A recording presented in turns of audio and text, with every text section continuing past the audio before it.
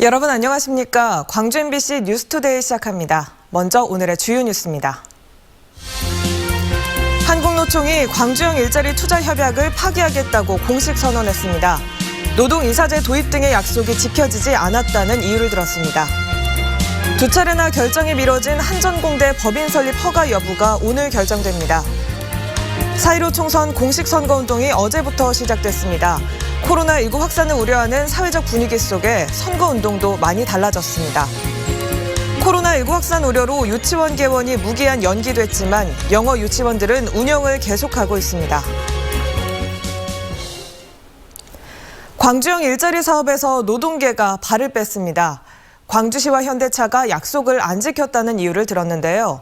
사업 자체가 좌초하는 건 아닌지 걱정이 커지게 됐습니다. 이기상 기자입니다. 사랑하고 존경하는 그동안 여러 차례 경고장을 날렸던 한국노총이 광주형 일자리 투자 협약을 파기하겠다고 공식 선언했습니다. 협약 당시 약속했던 4대 원칙 가운데 원하청 관계 개선 시스템 구축과 노동이사제를 포함한 노사 책임 경영 방안이 지켜지지 않았다는 이유를 들었습니다. 그러면서 광주시와 현대차가 밀실 협상을 통해서 전문성이 없는 경영진을 선임하고 인력 채용과 자동차 공장 건설 계약을 추진했다고 비판했습니다. 지나칠 정도로 현대차에 의지하는 광주시의 무능과 전략 부재 탓입니다. 한마디로 현대차의 전략에 말려 꼭두각시가 되었습니다. 광주시는 4대 원칙은 물론 노동계의 요구사항도 투자 협약을 위배하지 않는 선에서 대부분 수용하겠다며 노동계 달래기에 나섰습니다. 하지만 노동이사제는 수용할 수 없다는 입장을 분명히 했습니다. 노동이사제와 관련해서는 2019년 1월 31일 협약 체결 직전까지 수없는 논의를 거쳤고 노사민정협의회에서 이 내용을 협약서에 포함시키지 않기로 최종 합의한 바 있습니다. 노동계의 협약 파기 선언에도 불구하고 광주시는 자동차 공장 준공과 양산체제 구축을 예정대로 진행하기로 했습니다.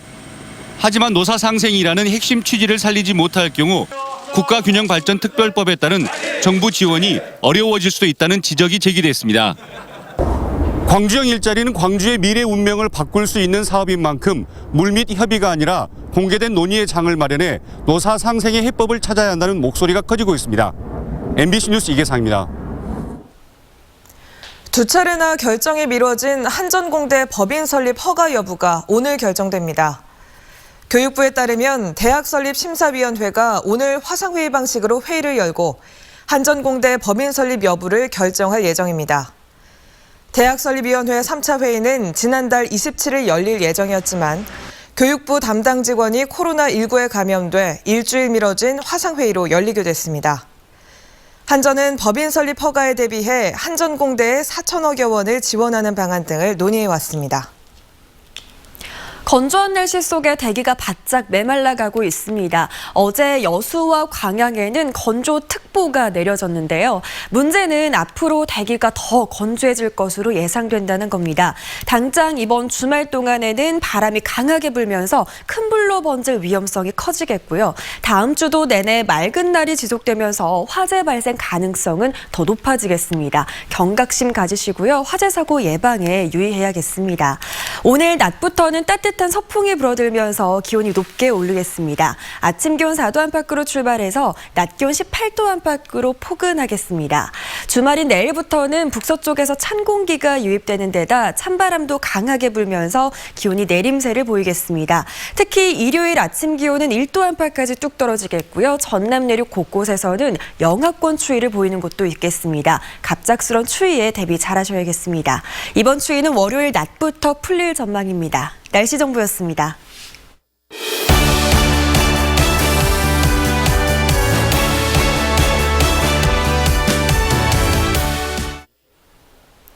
본격적인 선거운동이 시작됐습니다. 그런데 코로나19 확산을 우려하는 사회적 분위기가 정당과 후보들의 발목을 잡았습니다.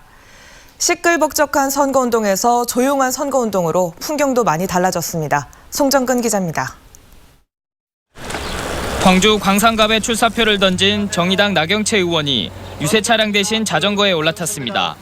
코로나19 확산을 막고 정의당의 그린 뉴딜 정책을 홍보하기 위해 이번 선거운동 기간 동안 자전거를 타고 지역구 곳곳을 돌아다닐 예정입니다. 네, 예기치 않게 코로나 상황이 되면서 그린 뉴딜을 코로나 뉴딜로 좀 변형해서 우리 유권자들에게 이 위기를 헤쳐나갈 정의당식 대안을 말씀드리고 있습니다. 공식적인 선거운동이 시작된 첫날이었지만 코로나19의 여파로 분위기는 차분하다 못해 조용했습니다. 출퇴근 시간대를 제외하곤 유세 차량에선 후보자의 동영상만 재생됐고 화려한 율동이나 신나는 음악도 후보들이 알아서 자제하는 분위기였습니다. 지금 코로나19로 모든 국민들이 너무 힘들어하고 계시기 때문에 또 이렇게 인원을 과거처럼 동원한다거나 하는 이런 선거는 자제해야 한다고 생각합니다. 유권자를 만나도 악수 대신 주먹을 부딪혔고 유튜브나 페이스북 등 SNS로 지지를 호소하거나 TV 토론 준비에 집중했습니다. 많은 분들을 만나 뵙고 말씀을 듣고 또 제가 가진 정치적 포부를 전하는 것이 너무도 애가 탈 만큼 간절한 것이긴 하지만 여야 정당의 출정식도 이어졌습니다. 5.18 40주년에 맞춰 민주당과 민생당, 정의당, 그리고 민중당은 5.18을 상징하는 장소를 찾아가 저마다의 방식으로 승리를 다짐했습니다. 선관위도 선거벽보 게재에 나서는 등 조용하지만 치열한 선거가 시작됐음을 알렸습니다. MBC 뉴스 송정근입니다. 공식적인 선거운동의 시작과 함께 선거방송토론위원회가 주관하는 후보자 토론회도 시작됐습니다. 광주 MBC 공개홀에서 열린 첫 번째 토론에서는 광주 동남갑의 여야 후보들이 뜨거운 공방을 주고받았습니다. 이재원 기자입니다. 코로나19의 상황 속에서도 21대 총선의 법정 토론회가 막을 올렸습니다. 토론에 참가한 후보들은 발열 체크 때문에 방송 카메라보다 먼저 열화상 카메라를 마주해야 했습니다. 본격적인 토론회에서는 장병환 후보가 윤영덕 후보의 약점을 파고들며 성공에 나섰습니다. 정보통신과 문화, 한정과 연계된 윤 후보의 공약은 자신의 성과물이라는 것입니다. 윤 후보가 내세운 공약을 보면 지금까지 제가 추진해 왔던 사업들이고 또 제가 발의해 주도적으로 통과시킨 이에 대해 윤 후보는 장 후보가 남구 발전을 이끌었다고 자평하는 근거가 뭔지를 따져 물었습니다. 비약적으로 성장하고 있다 이런 평가들을 하고 계십니다. 그럼에도 불구하고 남구 주민들이 느끼는 남구 현 실정은 후보들의 토론은 자질 공방으로 이어졌습니다. 윤 후보는 장 후보가 당적을 여러 차례 바꾼 이유를 파고들었고 당적을 여러 가지로 바꾼 부분에 있어서는 시민들이 곱지 않은 시선이 있는 것 같습니다. 장 후보는 자신의 경력이 앞서고 있다며 유권자에게 지지를 호소했습니다. 당정 협의를 통해서 방침을 결정합니다. 그런데 그렇게 결론이 나고 나면 여당의 초선 의원은 입도 뿜끈 못하는 것이 정치권의 현실입니다. 힘있는 국회의원을 외치는 여당 후보와 화려한 경력을 내세운 야당 후보. 서로의 장점을 내세운 두 후보의 법정 토론회는 뜨거운 선거전의 예고편이었습니다. MBC 뉴스 이재원입니다. 아시아 문화중심 도시 조성 사업이 문화체육관광부 승인을 받아 국비 확보에 파란불이 켜졌습니다. 광주시에 따르면 아시아 문화중심 도시 조성 사업 가운데 47건, 1,965억 원 규모의 사업이 문체부로부터 승인을 받았습니다. 특히 이번 승인에는 시각미디어권 전통과 현대를 잇는 문화브릿지 조성과 비엔날레 문화예술지구 조성, 아시아 e스포츠 산업 교육 플랫폼 구축 등 신규 사업 10개가 포함됐습니다. 광주시는 사업 기간이 3년밖에 남지 않은 상황에서 국비를 최대한 확보해 5대 문화권 사업의 완성도를 높일 계획입니다. 코로나19 여파로 일감이 끊기고 돈줄이 말라 생계가 막막했던 노부부가 최근 겪은 감동적인 일을 널리 알리고 싶다며 제보를 해왔습니다. 어떤 사연이 있었던 건지 이다연 기자가 만나봤습니다. 올해 78살의 이영자 할머니에게 요새는 힘든 나날의 연속이었습니다. 혼자 벌어 남편과 먹고 살아왔는데 코로나 여파로 전남대 청소직 재계약이 무산되면서 한 달 80만 원 벌이가 사라졌기 때문입니다. 그러던 노부부에게 뜻밖의 선물이 도착했습니다. 집주인이 지난달에 냈던 월세 25만 원 전부를 봉투에 넣어 그대로 돌려준 겁니다. 누가 똑똑해서 누가 이 시간에 누구 왔을까? 얼른 이제 일어나서 불 켜고 둘이 나란히 들어오신 거 웬일이냐고. 양약하다가는 그걸 너무 어려우신 법대 쓰시라고 하면서 그걸 내놓더라고요. 몸이 좋지 않은 남편 최동만 씨가 북구청의 노인 일자리 사업이라도 해보려 했지만 이마저도 중단돼 생계가 막막했던 상황. 남편 최 씨는 집주인이 베풀어준 배려가 처음에는 믿기지 않았습니다. 황당했죠. 이거 진실인가 이렇게 생각했었어요. 그렇다고 집세를 돌려준 집주인의 형편이 넉넉한 것도 아닙니다. 개인 택시를 모는 집주인 민병권 씨는 코로나 여파로 손님이 3분의 1로 줄어 힘든 처지였지만 본인보다 더 힘들어 보이는 노부부를 위해 부인과 뜻을 모았습니다. 조금이라도 보탬이 될까 싶어서 내가 드린 거예요. 이웃이 서로 동참해 가면서 어려울 때 도와가 살았으면 그런 마음을 갖습니다. 최 씨 부부는 자신들이 받은 감동을 동사무소에도 알리고 MBC에도 알려왔습니다. 그런 일이 있으니까 고맙고 이대로 있을 수가 없다 이렇게 생각해요. 그래도 이렇게 고맙게 생각해 준 게 감사하시고 그냥 너무 우리가 좀 부럽소. 어려운 사람들끼리 돕는 사회적 연대가 삭막하고 팍팍한 코로나 사태를 이겨내는 힘이 되고 있습니다. MBC 뉴스 이다현입니다. 코로나19 피해 지원을 위한 소상공인 대출 신청이 도소매업과 음식 숙박업에 집중된 것으로 나타났습니다. 광주신용보증재단에 따르면 지난 1일까지 접수된 소상공인 특례보증 신청은 10,000여 건이었고 업종별로는 도소매업이 29%, 음식 숙박업 27%, 서비스업 13% 등의 순이었습니다. 또 대출 신청 금액은 총 4,800억 원에 달했는데 이 가운데 지금까지 710억 원이 대출된 것으로 집계됐습니다. 지난달 유럽에서 입국한 30대가 코로나19 양성 판정을 받으면서 광주에서 26번째 확진자가 나왔습니다. 광주시에 따르면 지난달 19일 스위스에서 입국한 37살 A씨는 자가격리를 마치기 전 의무적으로 시행해야 하는 검사에서 양성 판정을 받아 빛골 전남대병원으로 이송됐습니다. 보건당국은 밀접 접촉자인 A씨의 아내를 자가격리하는 한편 검체를 채취해 검사를 진행할 예정입니다. 코로나19 확산 우려로 유치원의 휴원이 무기한 연기된 가운데 영어 유치원들은 운영을 하고 있어 우려의 목소리가 나오고 있습니다. 학벌 없는 사회를 위한 시민 모임에 따르면 10여 곳의 광주 소재 영어 유치원이 운영을 하고 있으며 대부분 하루 8시간 이상 수업을 진행하고 있습니다. 시민 모임은 코로나19 확산에도 불구하고 영어 학원이 운영되는 것은 집단 감염에 대한 우려를 키우는 것이라며 광주시 교육청이 나서 휴원을 독려해야 한다고 주장했습니다.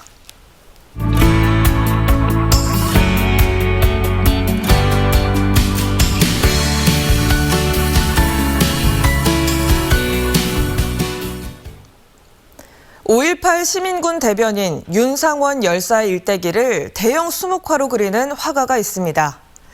오랜 시간이 걸리는 작업이라고 하는데요. 어제는 그 밑그림이 공개가 됐습니다. 하성읍 작가 이야기 직접 들어보시죠. 윤상원 열사의 일대기를 그림으로 기록하는 하성읍 화가 만나보겠습니다. 안녕하세요. 네, 안녕하세요. 선생님 뒤로도 밑그림이 보입니다만 이게 이제 100호짜리 큰 작품으로 완성될 거잖아요. 예. 왜 윤상원 열사의 일대기를 그림으로 남기셨나요? 제가 19 되던 해 80년, 그러니까 1980년 5.18을 지금 제가 작업실로 쓰고 있는 이 공간에서 겪었거든요.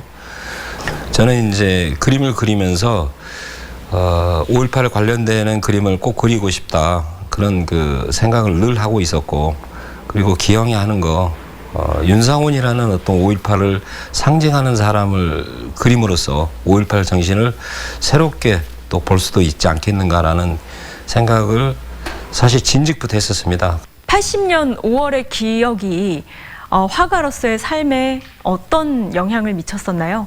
나만의 행복이 과연 진정으로 행복할 수 있는 것인가에 대한 근본적 성찰을 하게 됐고요. 사회가 보다 더 정의롭고 더 올바르지 않으면 나의 개인의 행복도 거기서는 결코 그렇지 않다면 찾아지기 힘든 것이다. 나는 그런 약간의 그 공동체 의식이랄까요? 그런 게 저를 굉장히 지배하게 됐고 또 작가라면 마땅히 어떤 어떤 시대의 지성 또 그것을 또 깨닫는 어떤 깨닫고 각성시키는 역할을 해야 된다는 측면에서 굉장히 많은 영향을 미쳤죠. 윤상원 열사의 일대기 중에서 선별된 10가지 장면은 어떤 장면인가요? 이 그림을 보시면 설명을 드리면요. 이제 그 유년기부터 돌아가시고 나서 뭐 이후 삶까지를 그렸는데요. 여기는 이제 일기, 방황, 그다음에 이건 외교관, 노동자, 분노, 광주의 입, 발포, 대변인, 죽음, 부활 이렇게 10개로 이렇게 나눴습니다. 왜 이분이 굳이 대변인을 하시려고 하셨을까 당시에 이 양반이 그 대변인이라는 직업을 맡고서 하고 싶었던 얘기는 우리는 끝까지 싸울 것이다. 불의에 굴복하지 않을 것이다. 그리고 오늘 우리는 패배하더라도 내일의 역사는 반드시 우리를 승리자로 기록할 것이다라는 어떤 일종의 그 매김을 하고 싶었던 것 같아요. 그 부분이 좀 더 부각이 되고 더 이해가 돼야 되지 않을까 하는 측면에서 제가 굳이 이렇게 대변인이라는 작품을 이렇게 하나의 주제로 만들어서 저기를 가장 중점적으로 그릴 생각입니다. 그러면 그림을 준비하고 밑그림을 그리면서 어떤 생각이 드셨어요? 근데 저는 이 그림을 통해서 이 양반이 왜 투사해보를 만들려고 했고 왜 이분이 대변인을 하려고 했고 이분이 왜 마지막까지 도청에 남아서 죽음을 선택할 수밖에 없었던가를 보편적 사람들의 생각과 인식 속에서 공감을 불러일으키게 해야 된다라는 점을 저는 어떻게 보면은 제 작업을 하는데 가장 주안점을 삼았어요. 그러면 이렇게 최종 완성된 작품은 어디서 또 언제 볼 수 있나요? 11월 말일까지 이 그림을 그 완성해서 이렇게 이제 하는데 이제 전시를 통해서 하게 되고 전시를 마치면 이제 광산구에 윤상원 열사가 태어난 광산구에 윤상원 커뮤니티 기념관이 생길 예정이니까 그 기념관에서 이제 영구히 전시해가지고 많은 사람들이 특히 우리 젊은이들 또 후배들이 윤상원이라는 사람이 있었다. 윤상원이라는 아름다운 청년이 우리 곁에 있다 갔다라는 것을 기리는데 역할을 할 거라고 생각하고 또 그렇게 되도록 열심히 작업을 생각합니다. 알겠습니다. 오늘 말씀 잘 들었습니다. 고맙습니다. 네, 감사합니다.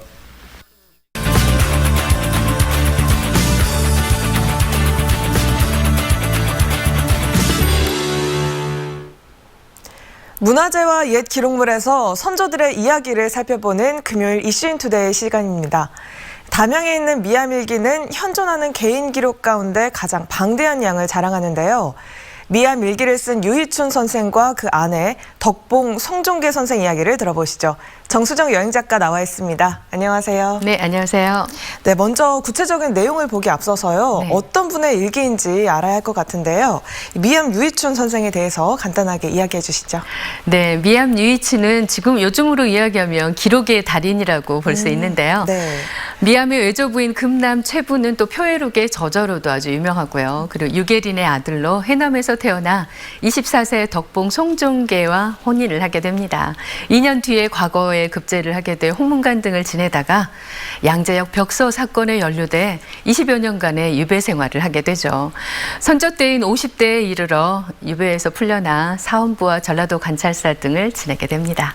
네, 보니까 기록한 일기의 양이 굉장히 방대하다고 하는데 네. 어떤 내용을 얼마나 쓴 건가요? 네, 조선시대 개인 일기로 보자면 가장 방대한 것으로 보이는데요. 1567년부터 77년까지 10년간의 기록입니다. 개인의 일상에서부터 또 당시의 정치, 경제, 사회, 풍습에 이르기까지 아주 상세하게 기록을 했는데요. 네. 친필일기로 14권의 책이 있었는데요. 지금 남아있는 것은 11권이고요. 그중에 10권은 미암일기, 그리고 또 그중에 한 권은 미암과 그의 아내가 지은 시를 모은 것이라고 합니다. 네. 임진왜란으로 임진왜란 이전에 승정원 일기가 모두 불타 없어졌다고 해요. 이런 미암일기가 조선 선조실록 첫 10년간의 기록을 사료가 되면서 보물로 지정이 됐죠. 네, 굉장히 가치가 있는 기록이라고 할 수 있겠네요. 네. 또 하서 김인호 선생과도 우정이 깊었다고 하는데 네. 어떤 이야기 전해져 내려옵니까? 네, 하서와 미암은 기묘사화로 인해서 화순 동복으로 유배온 신제 최산두의 밑에서 동문수학했던 사이입니다. 두 사람의 우정은 하서가 성균관에 있을 때 더욱 돈독해지는데요. 하서가 전염병에 걸려 이렇게 위독한 상태였는데 당시 문과에 먼저 급제를 해서 성균관 관원이었던 미암은 하서의 병을 극진하게 이렇게 돌보게 됩니다. 그러면서 건강을 되찾게 되는데요. 네. 그런 하서는 그 집안의 반대에도 불구하고 당시 유배간 미암의 집안과 사돈을 맺게 됩니다. 자네가 멀리 귀향을 가고 처자가 의지할 데 없으니 내가 자네 아들을 사위로 삼겠노라라고 약속을 하는데요. 네. 그런 그가 사랑하는 당신의 셋째 딸과 함께 딸을 시집을 보내게 됩니다. 이렇게 하서는 미암과의 우정을 돈독하게 이렇게 쌓게 되죠. 네, 부인인 송덕봉 선생도 아주 유명하던데요. 네. 어떤 분이셨나요? 네, 덕봉 송정계는 학문이 높은 여류 시인으로 조선의 당당한 4대 여류 문인으로 들어갑니다. 담양에서 태어나 사원부 감찰을 지낸 송준의 딸로 문학에 대한 소질이 집안 내력이라고 해요. 바로 매창월과라는 조선 정기 대표적 은일가사를 남긴 이인영이 바로 외조부가 되는데요. 네. 이 송덕봉은 어려서부터 영민하고 글에 대한 자질이 아주 뛰어나서 서사와 경서 등을 두루두루 섭렵했다고 합니다. 네, 송덕봉 선생 저자 중에서는 어떤 내용들이 알려져 있나요? 네, 덕봉의 시집이 있다고는 하지만 그 전부가 전해지지 않아서 좀 안타까운데요. 네. 유배던 남편을 찾아 산만리길에서 지은 시가 아주 유명합니다. 미암박물관 앞에 보면 그의 시비가 있는데요. 걷고 또 걸어 마천령에 이르니 동해는 평평한 거울처럼 끝없이 펼쳐 있구나. 부인의 몸으로 말리길 어이 왔는가. 삼종의 돈은 무겁고 이 한 몸은 가벼운 것을 이라고 이렇게 했는데요. 안타깝게도 미암박물관이 또 코로나19로 이렇게 휴관 중이라고 합니다. 네. 다음 기회에 도란도란 그들의 애틋함이 묻어났던 연계정과 박물관을 함께 다녀보면 정말 좋을 것 같죠? 네, 지금까지 정수정 여행작가와 함께 알아봤습니다. 오늘 말씀 고맙습니다. 네, 고맙습니다.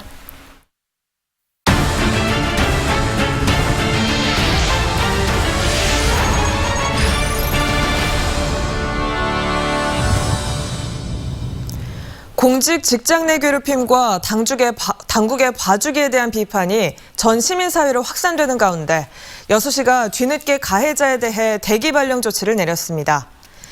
여수 시민사회단체 연대회의와 여수 여성인권단체연합은 성명을 내고 직원 등 12명이 팀장으로부터 폭언 등의 괴롭힘을 받다 신입 직원 1명이 사직하는 사태가 발생했는데도 여수시는 징계를 면해줬다며 철저한 조사와 엄중한 처벌을 촉구했습니다. 여수시는 해당 팀장에 대해 서면 경고 처분만 내렸다가 지역사회 비판이 확산되자 뒤늦게 대기 발령 조치를 내렸습니다. 광주 군 공항으로 피해를 받고 있는 광산구 주민들이 보상을 받게 됐습니다. 광주공항 소음피해 소송 광산구 주민대책위는 지난 2014년 제기한 군 공항 소음피해 소송에서 법원의 화해 권고 판결이 최종 확정돼 주민 9,180명이 167억 원을 보상받게 됐다고 밝혔습니다. 이번 승소 판결은 지난 2005년과 2007년, 2009년에 이어 네 번째입니다.